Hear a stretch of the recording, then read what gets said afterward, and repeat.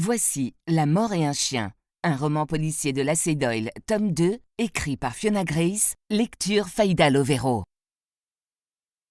Chapitre 1. La clochette au-dessus de la porte tinta.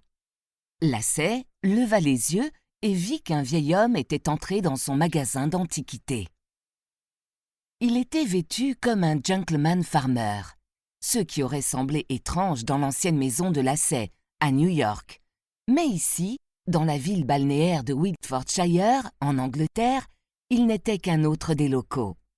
Seulement, Lacey ne le reconnut pas, comme c'était le cas maintenant pour la plupart des habitants de la petite ville. Son expression déconcertée lui fit se demander s'il s'était perdu. Réalisant qu'il avait peut-être besoin d'aide, elle couvrit rapidement le téléphone qu'elle tenait, en pleine conversation avec la SPA, et lui dit, depuis le comptoir, « Je suis à vous dans une seconde. Il faut juste que je finisse avec cet appel. » L'homme ne parut pas l'entendre. Son attention était fixée sur une étagère remplie de figurines en cristal mat. Lacey savait qu'elle devait accélérer sa conversation avec la SPA pour pouvoir s'occuper de ce client à l'air confus. Aussi retira-t-elle sa main du micro. « Pardon ? Pourriez-vous répéter ce que vous disiez ?» La voix à l'autre bout était masculine et il semblait fatigué quand il soupira. « Ce que je disais, Miss Doyle, c'est que je ne peux pas donner de détails sur les membres du personnel. C'est pour des raisons de sécurité. Vous comprenez sûrement. » Lacey avait déjà entendu tout ça. Elle avait d'abord appelé la SPA pour adopter officiellement Chester, le collet anglais qui était plus ou moins inclus avec le magasin d'antiquités qu'elle louait. Ses anciens propriétaires, qui avaient loué le magasin avant elle, étaient morts dans un tragique accident, et Chester avait erré jusqu'à chez lui. Mais elle avait eu le choc de sa vie lorsque la femme à l'autre bout de la ligne lui avait demandé si elle avait un lien de parenté avec Frank Doyle, le père qui l'avait abandonnée à l'âge de 7 ans. Leur appel avait été coupé, et elle rappelait tous les jours depuis pour retrouver la femme à qui elle avait parlé.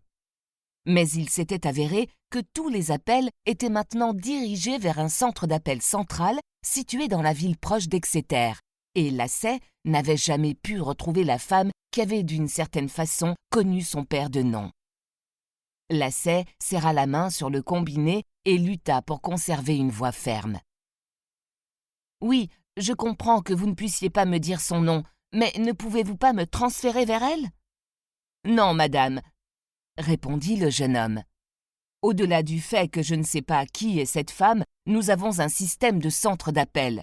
Les appels sont répartis au hasard. Tout ce que je peux faire, et que j'ai déjà fait, c'est mettre un avis sur notre système avec vos coordonnées. » Il commençait à avoir l'air exaspéré. « Mais si elle ne voit pas l'avis ?» ?»« C'est une forte possibilité. Nous avons des tonnes d'employés qui travaillent bénévolement de façon ponctuelle. La personne avec qui vous avez parlé avant n'est peut-être même pas revenue au bureau depuis l'appel initial. » Lacey avait déjà entendu ces paroles auparavant, aussi des nombreux appels qu'elle avait passés, mais chaque fois, elle priait pour un résultat différent. Elle semblait fortement irritée par le personnel du centre d'appel. « Mais si elle était bénévole, cela ne veut-il pas dire qu'elle ne reviendra peut-être plus jamais ?» demanda Lacey. « Bien sûr, il y a une chance, mais je ne sais pas ce que vous vouliez que je fasse pour ça. » Lacey avait été assez amadouée pour la journée. Elle soupira et admit sa défaite. « Ok, merci quand même. » Elle reposa le téléphone et sa poitrine se serra. Mais elle n'allait pas s'attarder dessus. Ses tentatives pour trouver des informations sur son père semblaient lui faire 2 pas en avant, 1 pas et demi en arrière, et elle commençait à s'habituer aux impasses et aux déceptions. De plus, elle devait s'occuper d'un client, et son magasin bien-aimé avait toujours la priorité dans l'esprit de Lacey, par-dessus tout.